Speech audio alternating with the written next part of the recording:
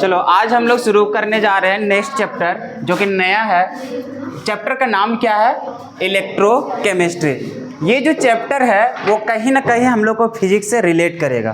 कहने का मतलब ये जो हम लोग थर्ड चैप्टर हम लोग, अच्छा सबसे पहले बात ये, किसी के पास पुराना चैप्टर होगा मतलब कि एनसीईआरटी बुक होगा तो उसमें जा करके ढूंढने जाओगे थर्ड चैप्टर तो जल्दी मिलेगा?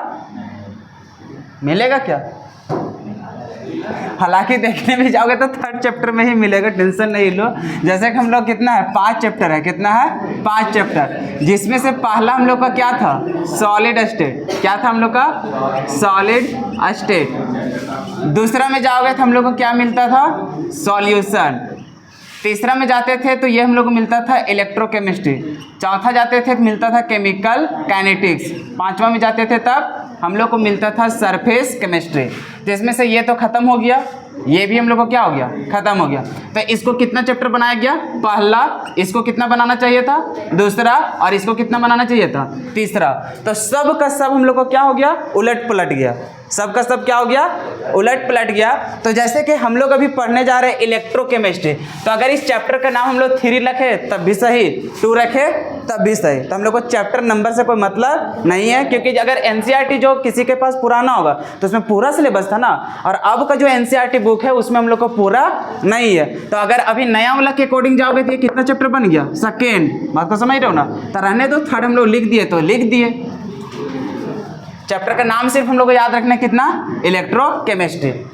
अब देखो ये जो चैप्टर है इसमें पहला क्लास से ही पूरा फोकस होकर के समझना पड़ेगा। सबसे पहली बात क्या है कि ये जो चैप्टर है इसमें थ्योरी तो एकदम ना के बराबर है। पहले ही बता चुके थे, फिजिकल केमिस्ट्री कहने का मतलब न्यूमेरिकल। फिजिकल केमिस्ट्री में ना के बराबर हम लोग को क्या पूछता है? हम लोग को थ्योरी। अगर थ्योरी वगैरह की बात करें तो हम लोग को पूछता है, लेकिन बहुत ही कम पूछता है। इसमें मेन जो है वो भैया हम लोग को क्या है? न्यूमेरिकल। अगर न्यूमेरिकल बनाने आता है तो पूरा ठीक है, न्यूमेरिकल बनाने नहीं आता है तो मतलब कुछ नहीं है। और इसमें देखोगे आज तो थोड़ा थोड़ा थ्योरी बताएंगे, थोड़ा थोड़ा कंसेप्ट बताएंगे, जिसमें से हम लोग रेजिस्टेंस पढ़ेंगे, रजिस्टिविटी पढ़ेंगे, कंडक्टेंस पढ़ेंगे, कंडक्टिविटी पढ़ेंगे, मोलर कंडक्टेंस पढ़ेंगे, इक्विवेलेंट कंडक्टेंस पढ़ेंगे। तो इस प्रकार से हम लोग को पढ़ना है, ठीक है? सेल कांस्टेंट वगैरह ये सब। तो कहने का मतलब है कि ये जो चैप्टर की शुरुआत कर रहे हैं, अगर पहला दिन या फिर दूसरा दिन से जब भी हम लोग को छोटा छोटा न्यूमेरिकल स्टार्ट होगा, अगर एफर्ट नहीं लगाओगे तो यकीन करो हम भी कुछ नहीं कर पाएंगे। साथ साथ चलोगे इतना मजा आएगा, इतना मजा लगेगा कि अरे इससे तो आसान हो ही नहीं सकता, ऐसा फील होने लगेगा। लेकिन तब जब साथ साथ चलोगे तब, अगर जो चीज़ हम फॉलो करने के लिए बोले उसको नहीं करोगे, इग्नोर करोगे, तब भूल जाना कि इलेक्ट्रोकेमिस्ट्री को संभाल पाओगे। और पूरे फिजिकल केमिस्ट्री का सबसे बड़ा यूनिट कौन है? इलेक्ट्रोकेमिस्ट्री। अब इसमें हम लोग को 2-3 पार्ट में पढ़ना है। कितने पार्ट में पढ़ना है? 3 पार्ट में। अब वो 3 पार्ट में क्या क्या पढ़ना है सबसे पहले समझते हैं इसका सिलेबस को, ठीक है? सिलेबस तो हम लोग पढ़ने जा रहे हैं इलेक्ट्रोकेमिस्ट्री।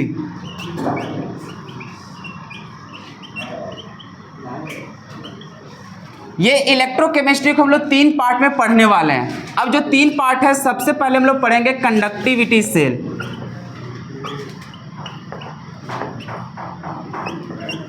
क्या पढ़ेंगे? Conductivity cell. और ये जो कंडक्टिविटी सेल है ये पूरी सिर्फ और सिर्फ डिपेंड करता है फिजिक्स के ऊपर। किसके ऊपर? फिजिक्स के ऊपर। जैसे हम लोग सेकेंड चैप्टर पढ़ के आए होंगे, बिल्कुल पढ़े होंगे। चैप्टर का नाम क्या है? करंट इलेक्ट्रिसिटी, जिसमें से पढ़ा होगा रेजिस्टेंस वगैरह इस सब के बारे में। नहीं पढ़े हो क्या? नहीं पढ़े हो? अच्छा चलो छोड़ो, हटाओ।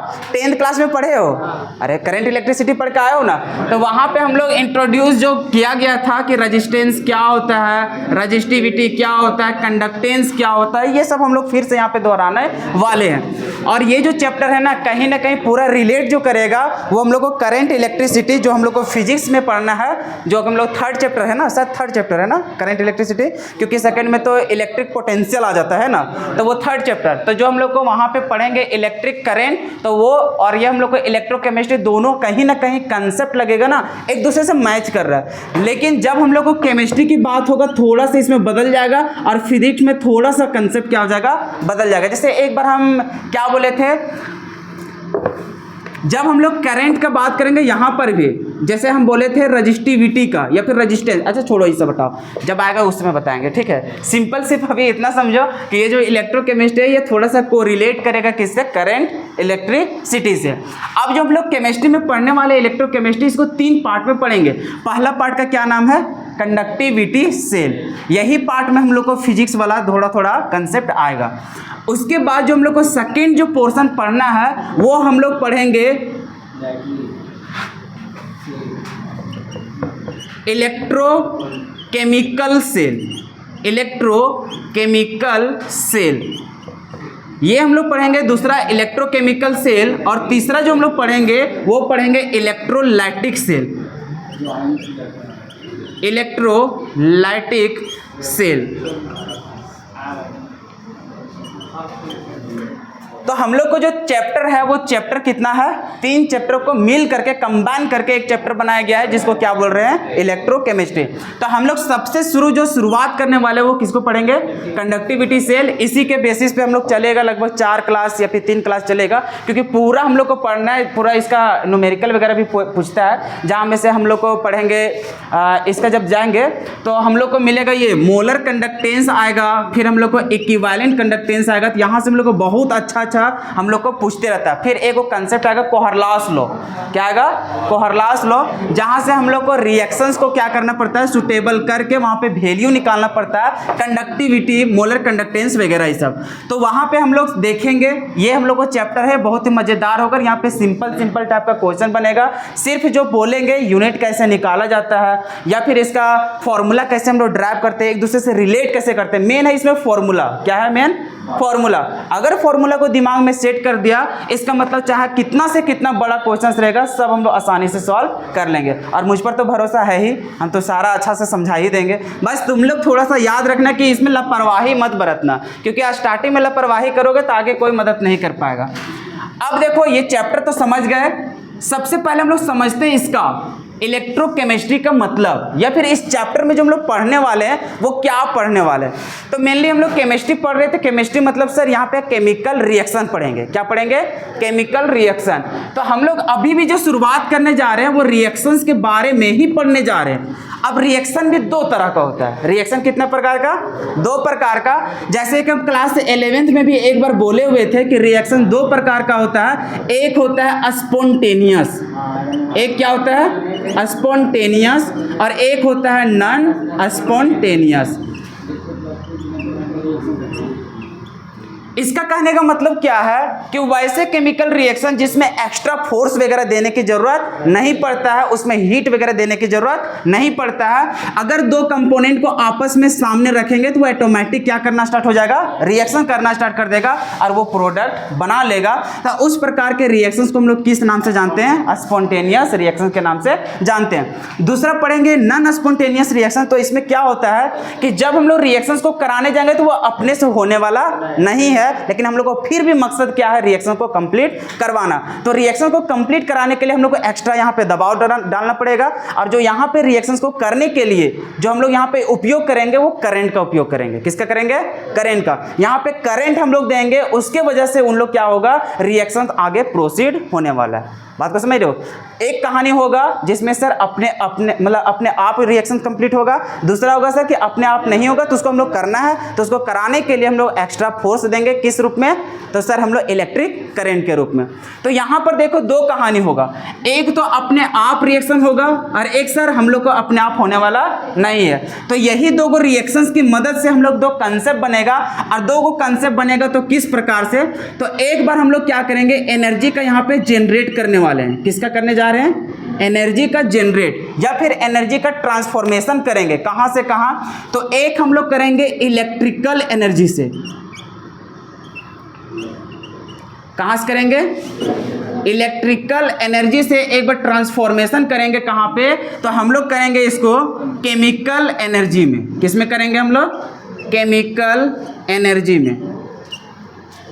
और फिर हम लोग एक बार दूसरा कहानी होगा केमिकल एनर्जी से क्या कन्वर्ट करेंगे हम लोग इलेक्ट्रिकल एनर्जी। कहने का मतलब फिर समझो, जैसे हम लोग क्या कर रहे थे कि सर एक रिएक्शन अपने आप हो रहा था, एक रिएक्शन क्या हो रहा था अपने आप, और सर एक ऐसा रिएक्शन है जो अपने आप होता नहीं है, और जो अपने आप नहीं होता इसको करंट देना पड़ता है। तो करंट के द्वारा जो हम लोग एनर्जी उत्पन्न होता है उसको हम लोग क्या बोलेंगे इलेक्ट्रिकल एनर्जी। और जब भी केमिकल रिएक्शंस होता है तो उसमें भी तो एनर्जी होता है, तो उस एनर्जी को हम लोग क्या बोलते हैं केमिकल एनर्जी। तो यहाँ पे दो काम करने वाले हैं, दो काम क्या करने वाले हैं, एक बार होगा कि करंट हम लोग देंगे, एक बार हम लोग क्या करेंगे करंट देंगे, तो करंट दे रहे हैं तो क्या दे रहे हैं हम लोग इलेक्ट्रिकल एनर्जी दे रहे हैं। तो एक बार क्या करेंगे करंट देंगे, और करंट देने के बाद हम लोग को क्या होगा तो केमिकल रिएक्शन होगा, केमिकल रिएक्शन होगा तो वहां से क्या जनरेट होगा केमिकल एनर्जी।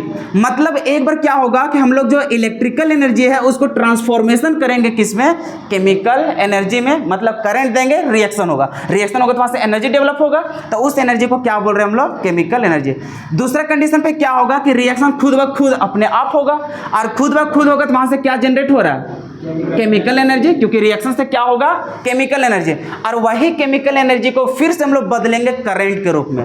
क्या करेंगे करंट के रूप में, मतलब केमिकल रिएक्शंस हम लोग करेंगे, और केमिकल रिएक्शंस करने के बाद हम लोग क्या उत्पन्न करने वाले हैं करंट। क्या उत्पन्न करने वाले हैं करंट। जैसे कि हम लोग इन्वर्टर वगैरह ये सब जो काम होता है, बैटरी वगैरह ये सब, उसमें क्या होता है उसमें भी केमिकल रिएक्शन होते रहता है। क्या होते रहता है केमिकल रिएक्शन। तो केमिकल रिएक्शन होने के बाद वो जनरेट करता है क्या इलेक्ट्रिकल एनर्जी। तो अब हम लोग को सिर्फ जो ट्रांसफॉर्मेशन पढ़ना है वो यही दो ट्रांसफॉर्मेशन पढ़ना है कि इलेक्ट्रिकल एनर्जी को कन्वर्ट करना है किसमें केमिकल एनर्जी, केमिकल एनर्जी से किसमें कन्वर्ट करना है इलेक्ट्रिकल एनर्जी। कहने का मतलब करंट देंगे, करंट देने के बाद रिएक्शन कराएंगे, दूसरा रिएक्शन करेंगे और क्या बनाएंगे हम लोग करंट बनाएंगे। तो यही कहानी पूरा हम लोग को चलेगा किसमें इलेक्ट्रोकेमिस्ट्री।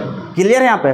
तो इलेक्ट्रोकेमिस्ट्री का मतलब ही होता है कि इलेक्ट्रिकल एनर्जी से कन्वर्ट करना है किसमें केमिकल एनर्जी, और केमिकल एनर्जी से कहाँ पे इलेक्ट्रिकल एनर्जी। क्या बात समझ में आ गया। तो फिर से हम लोग इसका बात करेंगे। पहले अभी टॉपिक लिख लो कि कौन कौन सा टॉपिक है जिसको हम लोग पढ़ना है, उसके बाद एक एक करके जाएंगे। जब ये दोनों का स्टार्ट करेंगे ये दोनों, तो फिर से जो अभी बात बोले वहां से फिर से हम लोग जर्नी शुरू करेंगे, ठीक है। क्योंकि ये थोड़ा सा अलग हम लोग को चलेगा दुनिया। चलो इसको लिख लो थोड़ा सा। देखो अभी जितना कुछ कंसेप्ट यहाँ पे लिखाया गया है ये सभी का सभी हम लोग पहले पढ़ चुके हैं। पहले कहने का मतलब 10th क्लास पढ़ के आए सर, वहाँ पर भी था हम लोग को करंट इलेक्ट्रिसिटी, वहाँ पे ये सारा कुछ हम लोग पढ़ के आए हैं। सबसे पहले हम लोग बात करते थे कंडक्टर और किसका बात करते थे इंसुलेटर का। कंडक्टर वैसे सब्सटेंस को बोलते हैं जो अपने थ्रू क्या करता है इलेक्ट्रिक करंट को पास करता है। जैसे हम लोग भी क्या है एक कंडक्टर है। अगर इस बोर्ड की बात करें तो ये क्या होगा इंसुलेटर होगा।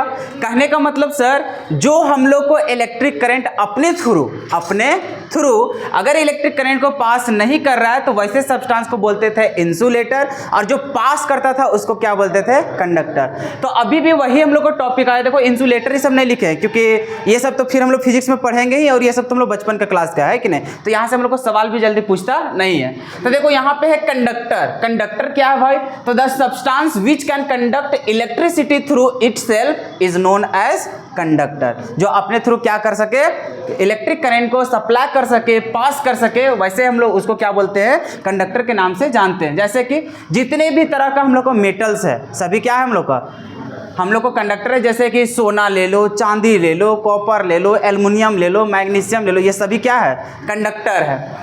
फिर हम लोग दूसरा जो देखते हैं वो क्या होता है इलेक्ट्रोलाइट्स। अब इलेक्ट्रोलाइट्स क्या होता है इसके बारे में धीरे धीरे हम लोग समझेंगे।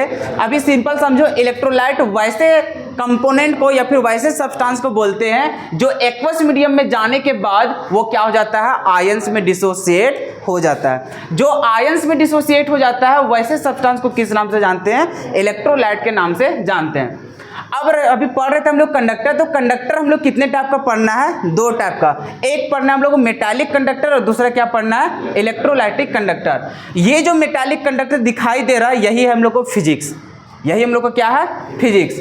बाकी ये जो हम लोग कंडक्टर पढ़ने जा रहे हैं इलेक्ट्रोलाइटिक कंडक्टर, ये किसका पोर्शन है? केमिस्ट्री का। तो इसका और इसमें बहुत ज़्यादा सिमिलैरिटी है, बस थोड़ा सा हम लोग को अंतर है। अब थोड़ा सा अंतर क्या है, धीरे धीरे जाते जाते हम लोग समझ जाएंगे। तो अभी क्या है कि ये जो इलेक्ट्रोलाइटिक कंडक्टर है, इसको शुरुआत करने से पहले हमें किसके बारे में जानना पड़ेगा? मेटालिक कंडक्टर, तभी हम लोग इसको अच्छा तरीके से समझ पाएंगे। क्लियर है? तो अब हम लोग जैसे कि समझ गए कि कंडक्टर कितने तरह का पढ़ते हैं हम लोग, दो ही तरह का कंडक्टर होता है, एक होता है मेटालिक, दूसरा होता है इलेक्ट्रोलाइटिक कंडक्टर। अब जानना है कि आखिर ये मेटालिक कंडक्टर क्या होता है, ये हम लोग को इलेक्ट्रोलाइटिक कंडक्टर क्या होता है। तो होता क्या है ना कि कोई भी सब्सटेंस अगर अपने थ्रू इलेक्ट्रिक करंट को अगर सप्लाई कर रहा है, तो सप्लाई करने में भी किसी का योगदान होता है, सप्लाई करने में भी किसी का योगदान होता है। जैसे बचपन के क्लास में पढ़ करके आए हो, क्लास 10th में भी, कि जैसे मान के चलो ये मेटल है, ये क्या है? मेटल। अगर यहाँ पे इलेक्ट्रिक करंट पास होता है तो क्या अपने आप पास हो जाता है क्या? वो जो चार्ज होता है, चार्ज को कैरियर जो होता है वो कौन होता है? इलेक्ट्रॉन। यहाँ से जो इलेक्ट्रॉन होता है इसी प्रकार से जा करके हम लोग को पास होता है। इधर से इधर हम लोग को जितना ज़्यादा हम लोग को पास होगा उतना ही ज़्यादा हम लोग को क्या सप्लाई करेगा? Electric current. मतलब कोई भी जो मेटल का बॉडी होता था, वो मेटल का बॉडी में इलेक्ट्रिक करंट को जो ढोने वाला चीज़ था, वो ढोने वाला क्या था? इलेक्ट्रॉन। क्या था हम लोग को? इलेक्ट्रॉन। तो हम लोग बोलते हैं कि जो मेटालिक कंडक्टर है उसका जो चार्ज कैरियर है, चार्ज कैरियर जो चार्ज को एक जगह से दूसरे जगह ले करके जाता है, वो कौन होता था? इलेक्ट्रॉन। और इसी को हम लोग बोलते थे मूविंग इलेक्ट्रॉन बोलते हैं, या फिर इसी को बोलते हैं फ्री इलेक्ट्रॉन के नाम से जानते हैं। तो यहाँ पर जो हम लोग मेटालिक कंडक्टर है, ये भी तो हम लोग क्या करेगा? इलेक्ट्रिक करंट को पास करेगा। ये भी क्या करेगा? इलेक्ट्रिक करंट को पास करेगा। लेकिन ये किसके वजह से पास करेगा और ये किसके वजह से पास करेगा, यहीं पे हम लोग को कंसेप्ट को समझना है। तो हम लोग देखेंगे कि जो मेटालिक कंडक्टर है वो किसके थ्रू या फिर किसके कारण ये पास करेगा? तो फ्री इलेक्ट्रॉन की वजह से। और ये किसकी वजह से करेगा? तो फ्री आयंस की वजह से जाएगा। किसकी वजह से? आयंस की वजह से। तो हम लोग यहाँ पे देख रहे हैं on the basis of charge carrier types of conductor, कि हम लोग चार्ज कैरियर कौन कौन हो सकता है, उसके बेसिस पे हम लोग को कंडक्टर को डिफाइन किया गया है, उसको क्लासिफाई किया गया है। तो पहला हम लोग को क्या है? Metallic conductor. तो मेटालिक कंडक्टर में जो चार्ज कैरियर होता है, चार्ज को ढोने वाला जो रहता है, वो हम लोग को किसके कारण से हो पाता है? फ्री इलेक्ट्रॉन की वजह से। किसकी वजह से? Free electron. और इसको जो पढ़ना है वो कहाँ पे पढ़ना है हम लोग को? फिजिक्स में। ठीक है, जो इलेक्ट्रिक करंट चैप्टर है यही सब हम लोग पढ़ेंगे। जैसे एग्जांपल, जितने भी टाइप का हम लोग को मेटल होता है, जैसे आयरन हो गया, कॉपर हो गया, सिल्वर हो गया, सोना हो गया, एल्युमिनियम हो गया, मैग्नीशियम हो गया, जितना भी मेटल डालना है डालते रहो। क्या बात समझ रहे हो? तो हम लोग यहाँ पे देखें कि मेटल हम लोग को क्या होता है? कंडक्टर। तो कंडक्टर सर वैसे सब्सटेंस होता है जो अपने थ्रू क्या करता है? इलेक्ट्रिक करंट को पास करता है। कंडक्टर भी कितने टाइप का? दो टाइप का, एक मेटालिक, दूसरा क्या? इलेक्ट्रोलाइटिक। मेटालिक क्या होता है सर? वैसे सब्सटेंस जो उसमें जो करंट इलेक्ट्रिसिटी जो पास हो रहा है वो किसके वजह से हो रहा है? फ्री इलेक्ट्रॉन की वजह से। किसके वजह से? फ्री इलेक्ट्रॉन की वजह से। तो वैसे सब्सटेंस को या फिर वैसे कंडक्टर को क्या बोलते हैं? Metallic conductor. अब हम लोग देखने जा रहे हैं इलेक्ट्रोलाइटिक कंडक्टर। तो इलेक्ट्रोलाइटिक कंडक्टर में जो चार्ज कैरियर होता है, जो चार्ज को ढोने वाला रहता है, वो हम लोग को क्या रहता है? आयंस। क्या रहता है? आयंस। और ये जो पढ़ना है वो कहाँ पे पढ़ना है? केमिस्ट्री में। तो अब जो हम लोग शुरू करने वाले हैं वो किसको बात करेंगे? सिर्फ और सिर्फ इलेक्ट्रोलाइटिक कंडक्टर का। लेकिन इसको शुरुआत करने से पहले हम लोग थोड़ा सा जान लेंगे किसके बारे में? मेटालिक कंडक्टर के बारे में भी। अब रहा बात कि सर इलेक्ट्रोलाइटिक कंडक्टर का एग्जाम्पल क्या होगा? तो इलेक्ट्रोलाइटिक कंडक्टर में जान गए सर कि ये तो आयंस के कारण होगा, हम लोग को फ्लो करेगा, चार्ज कैरियर होगा, वो हम लोग को क्या होगा? आयंस, जिसके वजह से इलेक्ट्रिक करंट हम लोग को सप्लाई होगा। तो यहाँ पे सर इसका एग्जाम्पल क्या होगा? तो एग्जाम्पल होता है जितने भी प्रकार का इलेक्ट्रोलाइट्स होते हैं, जितने भी प्रकार का इलेक्ट्रोलाइट्स होगा उसका सॉल्यूशन क्या करेगा? वो इलेक्ट्रिक करंट को सप्लाई करेगा।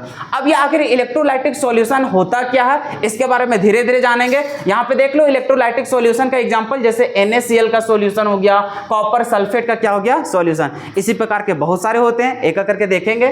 तो अब सबसे पहले सवाल आ गया सर इलेक्ट्रोलाइट आखिर होता क्या है? तो इलेक्ट्रोलाइट वैसे सब्सटेंस को बोला जाता है जो आयंस में डिसोसिएट हो पाता है। इलेक्ट्रोलाइट किसको बोलते हैं? वैसा सब्सटेंस जो आयंस में डिसोसिएट हो पाता है। वैसे ही सब्सटेंस को किस नाम से जानते हैं? इलेक्ट्रोलाइट्स। कुल मिलाकर के वैसे सब्सटेंस को बोलेंगे जो सिर्फ और सिर्फ क्या दे? आयंस दे। क्या चीज दे? आयंस। तो वही लिखा हुआ है substance which is capable of producing क्या चीज? आयंस, वैसा सब्सटेंस जो क्या उत्पन्न कर सके, आयंस उत्पन्न कर सके, वैसे सब्सटेंस को किस नाम से जानते हैं, इलेक्ट्रोलाइट। जैसे कि NaCl ले लेते हैं, नमक का एग्जांपल ले लेते हैं। नमक होता है किस स्टेट में, सॉलिड स्टेट में। जैसे उसको वाटर में डिसॉल्व करते हैं तुरंत वो हम लोग को टूट जाता है Na+ और किस में चल जाता है, Cl-। और चूंकि ये आयंस में टूट जाता है तो उसको घेर के रखता है कौन, पानी, इसलिए उसमें लिखते हैं हम लोग क्या चीज, एक्वस लिखते हैं। ये सब हम लोग पहले भी जानते हैं, ठीक है। तो यहाँ पर क्या है कि ये जो NaCl है, NaCl किस में डिसोसिएट हो गया, आयंस में। अब जो भी सब्सटेंस आयंस में डिसोसिएट होगा वैसा सब्सटेंस को किस नाम से जानते हैं, इलेक्ट्रोलाइट। और इलेक्ट्रोलाइट क्या करता है, इलेक्ट्रिक करंट को सप्लाई करता है, इसलिए इसको हम लोग क्या बोलते हैं, कंडक्टर के नाम से भी जानते हैं। और इसमें जो चार्ज को, कैरियर को जो ढोने वाला रहता है हम लोग को, वो हम लोग को क्या रहता है, आयंस रहता है। क्या बात समझ में आया।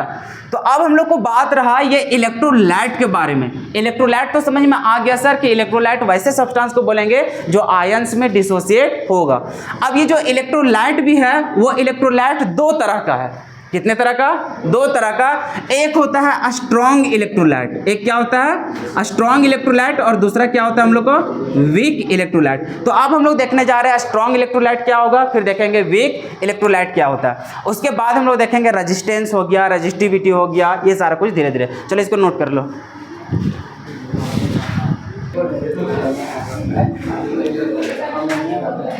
देखो अब इलेक्ट्रोलाइट के बारे में तो समझ चुके थे। इलेक्ट्रोलाइट क्या होता है सर, वैसा सब्सटेंस जो आयंस में डिसोसिएट होता है, ठीक है।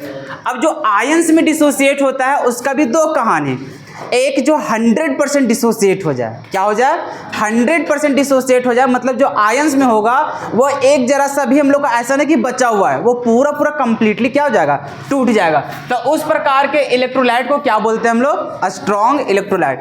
और कुछ ऐसे इलेक्ट्रोलाइट होते हैं जो आयंस में तो टूटते तो हैं लेकिन कंप्लीटली रूप से वहां पे टूटता नहीं है। हो सकता है 10%, 20%, 30%, ज़्यादा ज़्यादा 60% टूटेगा, पूरा कंप्लीटली वो डिसोसिएट नहीं होगा। तो उस प्रकार के इलेक्ट्रोलाइट को किस नाम से जानते हैं हम लोग, वीक इलेक्ट्रोलाइट के नाम से जानते हैं। तो देखो कभी कभी एक मार्क्स में डिफाइन करने के लिए पूछ देता है। डिफाइन करने के लिए क्या पूछेगा, बोल देगा कि डिफाइन करो strong electrolyte and weak electrolyte. तो हम लोग कैसे डिफाइन करेंगे, the electrolyte which dissociates almost completely into किसमें, या फिर बोल सकते हो 100% लिखो, या फिर कंप्लीटली डिसोसिएट इनटू किसमें, ions when dissolve in water is known as strong electrolyte. अब देखो स्ट्रॉन्ग इलेक्ट्रोलाइट में भी तीन कहानी होता है, एक तो एसिड के लिए, एक बेस के लिए, एक साल्ट के लिए। एसिड में कौन कौन आता है, HCl आता है, HBr आता है, HI होता है, ध्यान से HF नहीं आता है।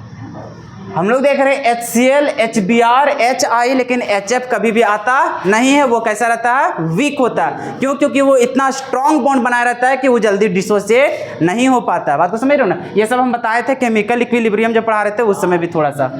चलो अब फिर उसी तरह से स्ट्रॉन्ग बेस में देख रहे हैं, तो यहाँ पे क्या है, सोडियम हाइड्रोक्साइड, पोटेशियम हाइड्रोक्साइड, फिर हम लोग देख रहे हैं रुबिडियम हाइड्रोक्साइड, SrOH का होल 2, फिर CaOH का होल 2। तो ये सब जितना भी है ये हम लोग को किसका एग्जांपल है, स्ट्रॉन्ग इलेक्ट्रोलाइट। उसी प्रकार से हम लोग का स्ट्रॉन्ग साल्ट, स्ट्रॉन्ग साल्ट में क्या है, तो देख लो NaCl है, KCl है, KNO3 है, NH4Cl है, क्लियर है।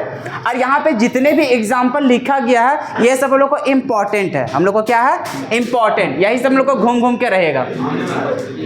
वीक इलेक्ट्रोलाइट किसको बोलते हैं, तो the electrolyte which dissociates only partially into ions when dissolve in water is called weak electrolyte. वैसा इलेक्ट्रोलाइट जो हम लोग क्या होता है, पार्शियली डिसोसिएट होता है किसमें, आयंस में। तो उस प्रकार के हम लोग इलेक्ट्रोलाइट को किस नाम से जानते हैं, वीक इलेक्ट्रोलाइट के नाम से जानते हैं। जैसे एग्जांपल में HF हो गया, HCN आ गया, H2CO3 हो गया। और हमेशा याद रखना जो मोस्ट इंपॉर्टेंट है वो है हम लोग को जितने भी ऑर्गेनिक कंपाउंड होते हैं, जितने भी ऑर्गेनिक, जितने भी एसिड होगा वो सभी के सभी क्या होते हैं, वीक इलेक्ट्रोलाइट होते हैं। और हम लोग को ज़्यादातर यही सब आएगा, कभी एसिटिक एसिड आएगा, कभी कार्बन का चेन बढ़ जाएगा, लेकिन कभी भी अगर हमें दिखाई दिया क्या चीज, ऑर्गेनिक वाला एसिड, तो वो हमेशा किस में आएगा, वो वीक एसिड के अंतर्गत आएगा। फिर हम लोग देखने जा रहे हैं वीक बेस। इसमें देखो लिथियम हाइड्रोक्साइड है, फिर अमोनियम हाइड्रोक्साइड हाइड्रोक्साइड आ गया, फिर उसी तरह से बेरिलियम हाइड्रोक्साइड हो गया, मैग्नीशियम हाइड्रोक्साइड हो गया। ये सब किसका एग्जाम्पल है? वीक इलेक्ट्रोलाइट का। फिर देख रहे हैं वीक साल्ट किसका है, तो यहाँ पर देखो वीक साल्ट उतना ज़्यादा इंपॉर्टेंट हम लोग को नहीं है, ठीक है। हम लोग को इंपॉर्टेंट होगा ये सब, लेकिन सभी को याद भी नहीं करना है। अब जैसे हम लोग प्रैक्टिस करेंगे क्वेश्चंस में तो बहुत ही गिने चुने, जैसे हम लोग ये सब देखो HCl ये सब आएगा क्या, ये सब हम लोग नहीं तोड़ पाएंगे क्या? पता तो कर लेंगे ना, जैसे H2SO4 ये सब आया, क्या इसको नहीं पता कर पाओगे? HNO3 आ गया, क्या नहीं पता कर पाओगे? तो इस प्रकार का जब भी हम लोग का आएगा, जैसे सोडियम हाइड्रोक्साइड, पोटेशियम हाइड्रोक्साइड, तो ये सब हम लोग को बार बार यूज होते रहेगा, तो हम लोग को ज़्यादा रटने की जरूरत नहीं है, ऑटोमेटिक आगे चल करके समझ जाओगे कौन स्ट्रॉन्ग है कौन वीक है, ठीक है। फिर भी इसका डेफिनेशन थोड़ा सा माइंड में रख लेना, क्योंकि कभी कभी डिफाइन करने के लिए पूछ देता है, ठीक है। अब उसके पास कुछ नहीं बचता तो सोचता है कि चलो दे देते ये सब, हालांकि इससे भी अच्छा है हम लोग को कंसेप्ट जहाँ से पूछा जाता है, लेकिन ये भी पूछने की चांसेस है, ठीक है। तो वीक साल्ट में लोग को ज्यादा कुछ नहीं, बहुत ही कम ही हम लोग को पाया जाता है। जैसे में देख लो HgCl2 हो गया, फिर उसी तरह से Pb है, और ये हम लोग को किस रूप में दिखाई देगा?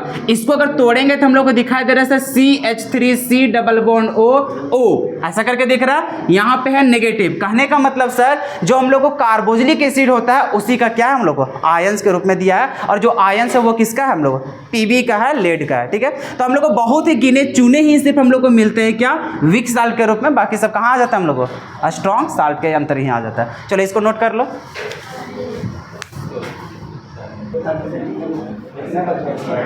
देखो कुछ इंपॉर्टेंट पॉइंट्स है जिसे हम लोग को जानना बहुत ज़्यादा जरूरी है, ठीक है। जैसे कि हम लोग बचपन से पढ़ते आए, ये नया चीज़ है नहीं, ठीक है। बार बार बोल रहे हैं इलेक्ट्रिक करंट, जो हम लोग पढ़ चुके हैं उसी को फिर से हम लोग स्टार्ट कर रहे हैं, उसके बाद हम लोग केमिस्ट्री का बात करेंगे।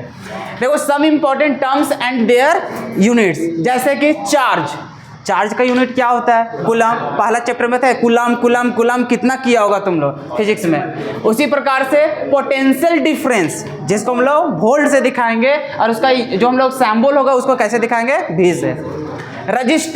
रजिस्टेंस को ओम से दिखाते हैं, और उसका यूनिट क्या होता है, मतलब कि रिप्रेजेंटेशन। अरे समझ रहे हो कि नहीं समझ रहे हो? जब हम लोग चार्ज को दिखाएंगे, जैसे कोई भी क्यू ये सब रहता है, तो इसके लिए हम लोग क्या दिखाते हैं? Sir coulomb. उसी प्रकार से हम लोग देखें पोटेंशियल डिफरेंस, तो उसका तो वोल्ट को वोल्टी से दिखाएंगे, कोई तो दिक्कत नहीं होगा। फिर हम लोग को रजिस्टेंस को जो दिखाएंगे वो किस में? ओम में। उसी तरह से करंट को जब हम लोग दिखाएंगे, इसको हम लोग एम्पियर में। अच्छा बहुत लोग गलती कर देता है, तुम लोग गलती मत करना, अभी भी कर दिया है क्या? जब अगर इसको हम लोग एम्पियर पूरा लिखेंगे, ये जो एम्पियर आया है ये साइंटिस्ट का नाम है। एम्पियर क्या है? साइंटिस्ट का नाम। और कभी यूनिट लिखते हैं साइंटिस्ट के नाम पे, तो उसको कभी भी कैपिटल लेटर से शुरू नहीं करते हैं, इसलिए एम्पियर जब भी लिखोगे उसको स्मॉल में लिखोगे, लेकिन देखो जब सैम्बल लिखते हैं तो कैपिटल में लिखते हैं। बहुत लोग यहाँ पर भी कैपिटल A लिख दिया होगा, वैसे मत करना। अब हम लोग समझने जा रहे हैं रजिस्टेंस। क्या चीज देखने जा रहे हैं? रजिस्टेंस किसको बोलते हैं? सर जब हम लोग इलेक्ट्रिक करंट सप्लाई होते रहता है ना, तो उसमें कुछ रुकावट पैदा हो जाता है। क्या हो जाता है? रुकावट पैदा हो जाता है। वही रुकावट को हम लोग क्या बोलते हैं? रजिस्टेंस के नाम पे जानते हैं। तो वो लिखा हुआ है कि the disturbance produced by a substance towards the flow of electric current is called क्या? रजिस्टेंस। कहने का मतलब जिधर हम लोग को इलेक्ट्रिक करंट पास होते रहता है उसी दिशा में क्या करता है, तो सब्सटेंस के द्वारा प्रतिरोध वहां पे जनरेट किया जाता है, मतलब उसको डिस्टर्ब किया जाता है। मतलब जैसे इलेक्ट्रिक करंट हम लोग को पास हो रहा है, इसको पास करने के समय थोड़ा सा इसको क्या कर देता है? रुकावट पैदा करता है, डिस्टर्बेंस पैदा करता है। उसी डिस्टर्बेंस को किस नाम से जानते हैं? रजिस्टेंस के नाम से जानते हैं। और जैसे कि हम लोग जानते हैं कि रजिस्टेंस जो होता है, रजिस्टेंस को किससे दिखाते हैं? R से। किससे दिखाते हैं? R से। अब ये जो रेजिस्टेंस R है, इसमें हम लोग क्लास 10th में भी हम लोग देखे थे कि रेजिस्टेंस हम लोग दो बातों पे डिपेंड करता है। कितने बातों पे? दो बातों पे। एक तो लंबाई पे और एक उसका एरिया पे। कहने का मतलब जब हम लोग सर कोई वायर का बात करते हैं, जैसे कि इसी का बात कर लेते हैं ना, ये मार्कर है, ये क्या है? मार्कर। ये हम लोग को मेटल है, इसी के थ्रू हम लोग को इलेक्ट्रिक करंट पास हो रहा है, ठीक है। इसमें हम लोग को प्रतिरोध जो जनरेट होता है, जो डिस्टर्बेंस उत्पन्न हो रहा है, वो दो बातों पे डिपेंड करता है। किस बात पे? तो सबसे पहले देखिएगा कि जो वायर हम लोग लिए हैं वो वायर कितना लंबा है। वायर जितना ज़्यादा लंबा रहेगा उतना ज़्यादा उसमें जनरेट होगा क्या? प्रतिरोध। क्या उत्पन्न होगा उसका? प्रतिरोध। कहने का मतलब अगर एक तार है हम लोग को 1 मीटर और एक हम लोग को 2 मीटर, बताओ किसमें सबसे ज्यादा रुकावट पैदा होगा? 2 मीटर में। मतलब सर लंबाई जितना ज्यादा होगा उतना ज्यादा उसमें क्या होगा? प्रतिरोध भी उत्पन्न होगा। मतलब R जो है वो डायरेक्टली प्रोपोर्शनल होता है किसका? L का। फिर हम लोग देखते हैं तार, जैसे ये तो लंबाई देख लिए, इधर से देखते हैं, ये कुछ ना कुछ तो मोटा भी रहता है इसका, कहने का मतलब इसका कुछ ना कुछ तो एरिया होता है सर, और इस एरिया को बोलते हैं क्रॉस सेक्शनल एरिया। क्या बोलते हैं? Cross sectional area. अब यहाँ पे डिपेंड करता है उसका एरिया पे भी, कि एरिया मतलब उसका जो चौड़ाई है वो कितना हम लोग को मोटा है। कहने का मतलब अगर मान के चलो एक हम लोग तार ले लेते हैं इतना मोटा, क्लियर है? मतलब 2 मार्कर के बराबर, एक ले लेते हैं 1 मार्कर के बराबर। अगर दोनों में करंट हम लोग पास करेंगे तो किसमें जल्दी पास होगा? तो जो मोटा रहेगा उसमें क्या होगा? जल्दी पास होगा। इसलिए जब हम लोग वायरिंग वगैरह कराते हैं घर में तो अक्सर देखोगे मोटा तार लगाया जाता है। किसमें लगाया जाता है? मोटा तार, ताकि कभी जल उल भी ना जाए। जलता कैसे है सर? उसमें जितना ज़्यादा प्रतिरोध उत्पन्न होगा उतना जल्दी मतलब उसमें क्या होगा? हीट वगैरह हो जाएगा, और हीट वगैरह हो जाएगा तो टूटने उठने का भी डर रहता है, फॉल्ट उल्ट होने का डर रहता है। इसलिए जो वायरिंग करता है वो कैसा तार लेता है? मोटा। क्यों? क्योंकि वहाँ पे पता है सर जितना ज़्यादा मोटा तार रहेगा उतना कम उसमें क्या होगा? डिस्टर्ब होगा, और जितना कम डिस्टर्ब होगा उतना जल्दी जल्दी हम लोग को फ्लो होगा इलेक्ट्रिक करंट। तो यहाँ से हम लोग को समझ में आता है कि सर जो रजिस्टेंस होता है वो इनवर्सली प्रोपोर्शनल होता है किसका? क्रॉस सेक्शनल एरिया का। मतलब सर जितना ज़्यादा मोटा तार रहेगा उतना ही कम उसमें क्या होगा? रुकावट पैदा होगा। और चूंकि हम लोग इक्वेशन नंबर 1 अगर इसको मानते हैं, इक्वेशन नंबर 1 इसको मान लेते हैं इक्वेशन नंबर 2, और ये दोनों को जब हम लोग रिलेट करते हैं, दोनों को जब मिक्स करते हैं तो हम लोग को क्या बनता है? तो सर हम लोग बोल सकते हैं कि R इज प्रोपोर्शनैलिटी टू, ऊपर हो जाएगा L और नीचे क्या हो जाएगा? एरिया। क्या यही होगा? और चूंकि सर हम लोग जानते हैं जब जब प्रोपोर्शनैलिटी हटता है तो क्या आता है हम लोग को? कांस्टेंट आता है। और जो कांस्टेंट आता है हम लोग को क्या आता है? R इज इक्वल टू, यहाँ पर एक कांस्टेंट आता है जो हम लोग P जैसा दिखाई देता है, पूरा P नहीं, थोड़ा सा इसमें मुड़ा हुआ रहता है। जैसे P हम लोग सिंपल लिखते हैं ऐसा, लेकिन ऐसा नहीं होता, इसमें थोड़ा सा पुछ निकल जाता है। अरे बात को समझ रहे हो ना? समझ रहे हो?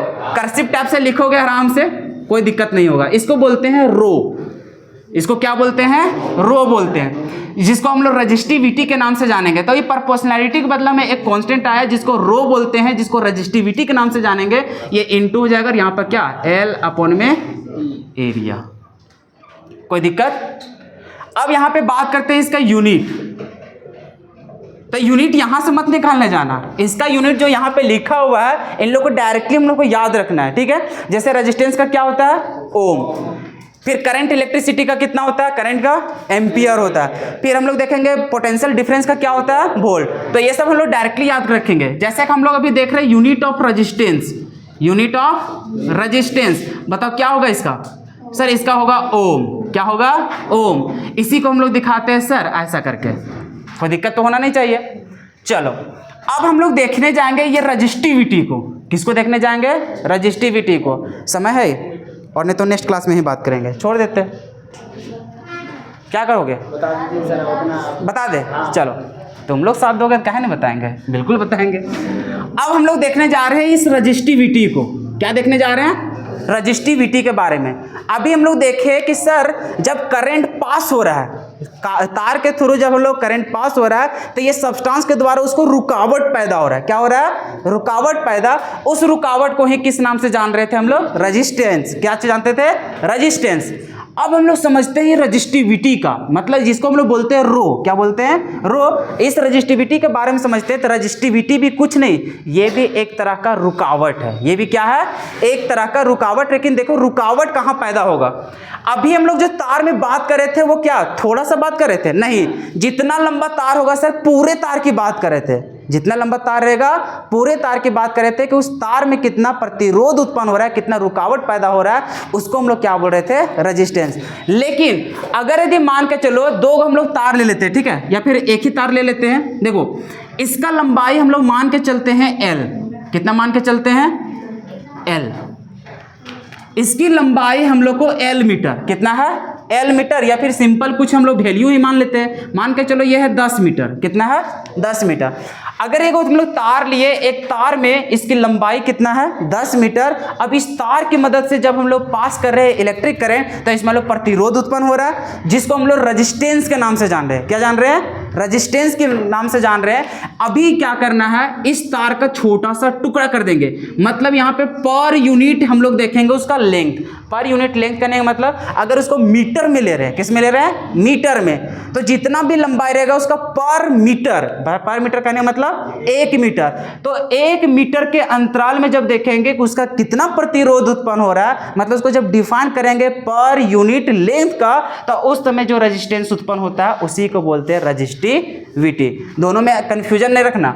एक होता है सर आर और एक होता है रजिस्टिविटी। एक को बोलते हैं रेजिस्टेंस, एक को बोलते हैं रजिस्टिविटी।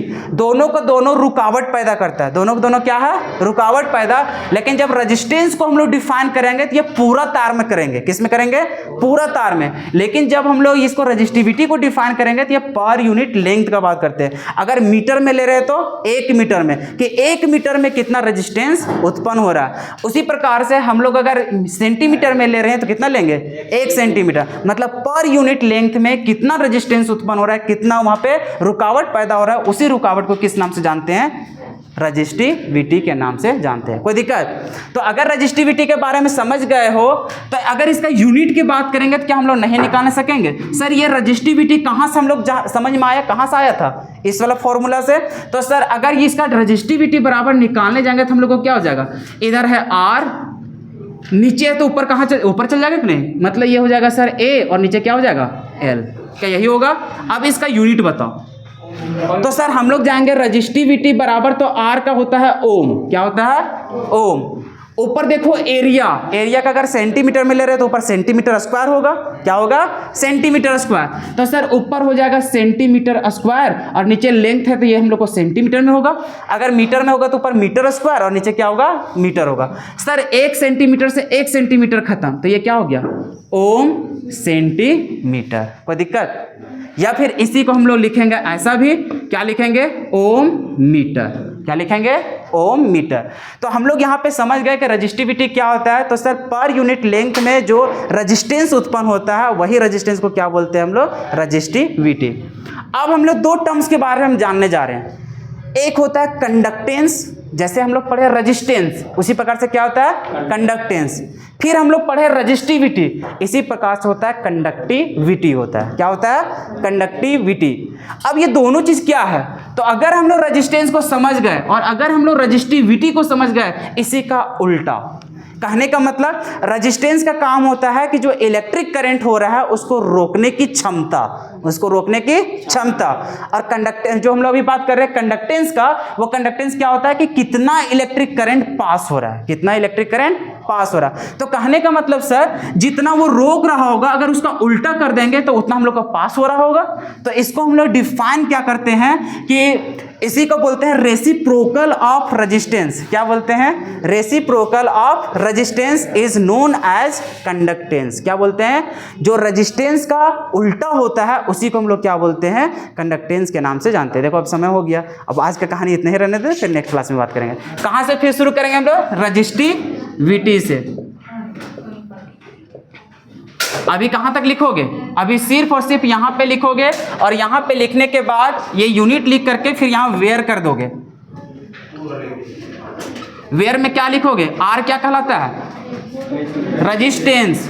रो क्या कहलाएगा, ये कहलाएगा रजिस्टिविटी, ये क्या कहलाएगा, रजिस्टिविटी। या फिर इसी का दूसरा नाम होता है specific resistance, specific resistance. Specific resistance इसलिए बोला जाता है क्योंकि सर ये इसके लिए एक कंडीशन रखा गया, एक क्या चीज रखा गया, कंडीशन, कि इसका जो लेंथ होगा वो कितना होना चाहिए, पर यूनिट होना चाहिए, सेंटीमीटर में या फिर मीटर में। उसी प्रकार से हम लोग देख रहे हैं एल, एल क्या है, लेंथ ऑफ वायर, या फिर सिर्फ हम लोग लेंथ लिखेंगे तब भी काम चल जाएगा। फिर हम लोग देख रहे हैं ए क्या है, क्रॉस सेक्शनल एरिया।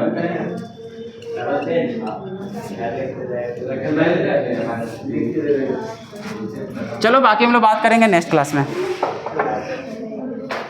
एक बार रिवीजन डाल के आना है नेक्स्ट क्लास में।